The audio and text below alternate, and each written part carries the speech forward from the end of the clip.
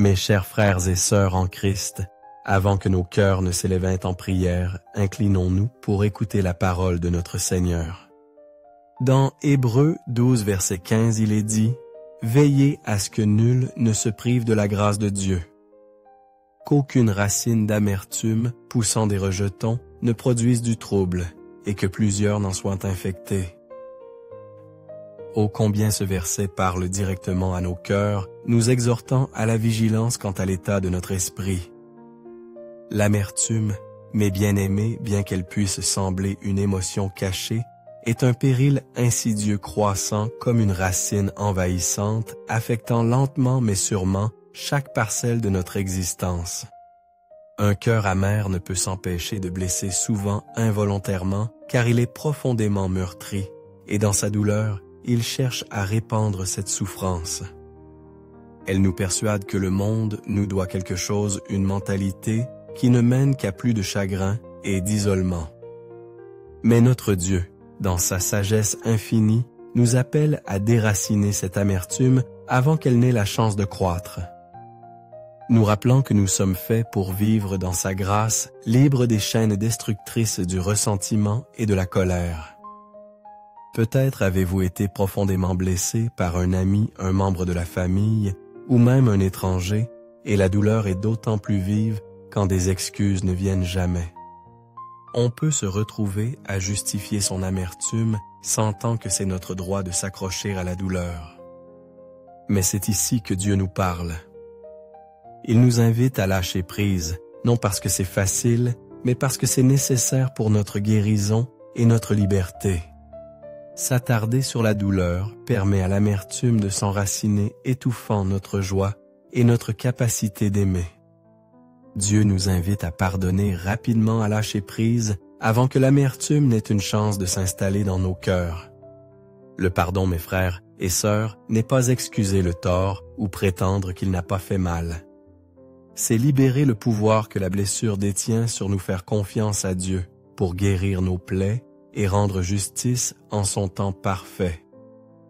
C'est un acte de foi, une déclaration que nous croyons en la bonté et la souveraineté de Dieu, même lorsque la vie est injuste. Comme il est écrit en Matthieu 6, verset 15, « Mais si vous ne pardonnez pas aux hommes, votre Père ne vous pardonnera pas non plus vos offenses. » Ce n'est pas un jugement sévère, mais une invitation aimante à expérimenter la plénitude de sa grâce, car l'amertume et l'impardon bloquent ce flux divin.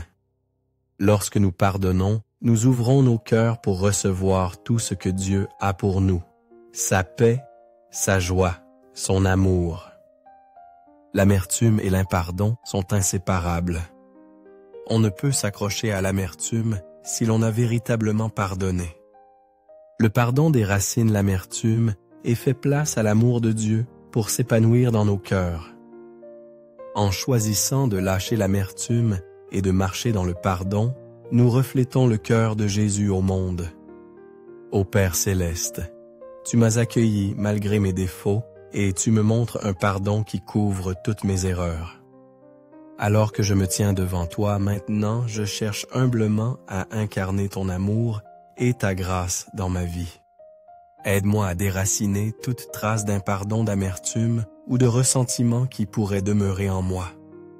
Transforme mon cœur, Seigneur, pour qu'il soit un miroir de ta tendresse, afin que je puisse étendre la bonté et la compréhension à tous ceux qui m'entourent.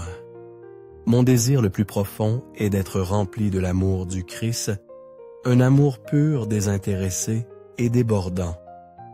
Sature mon cœur de cet amour divin, me permettant d'agir non par des désirs égoïstes ou des motifs cachés, mais avec un esprit de véritable humilité.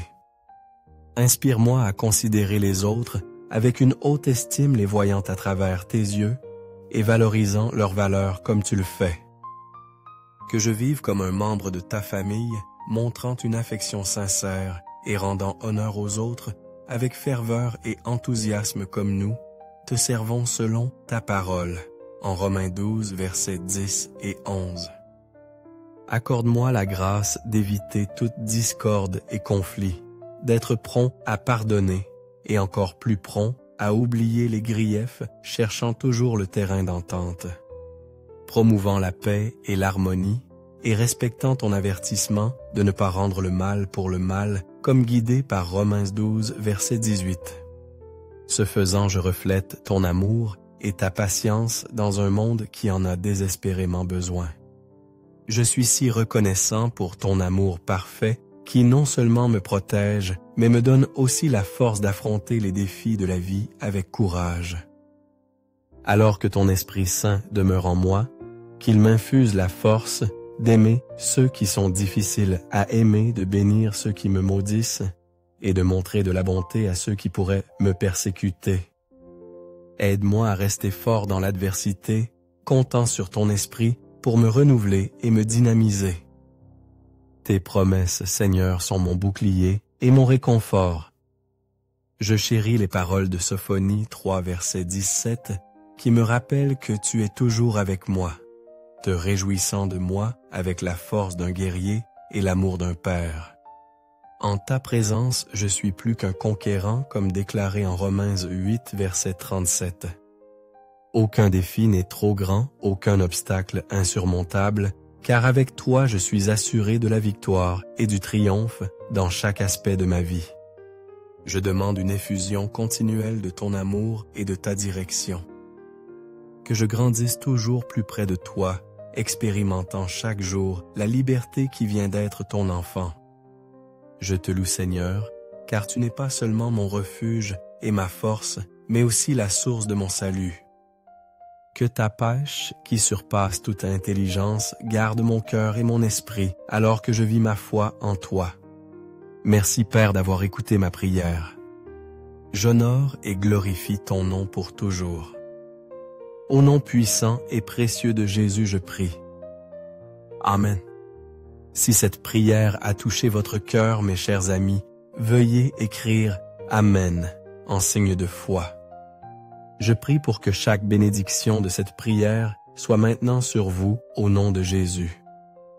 Et si vous avez besoin d'une prière spéciale, n'hésitez pas à nous le faire savoir dans les commentaires. Nous serions honorés de prier pour vous. Que la grâce et la paix de notre Seigneur Jésus-Christ soient avec vous toujours.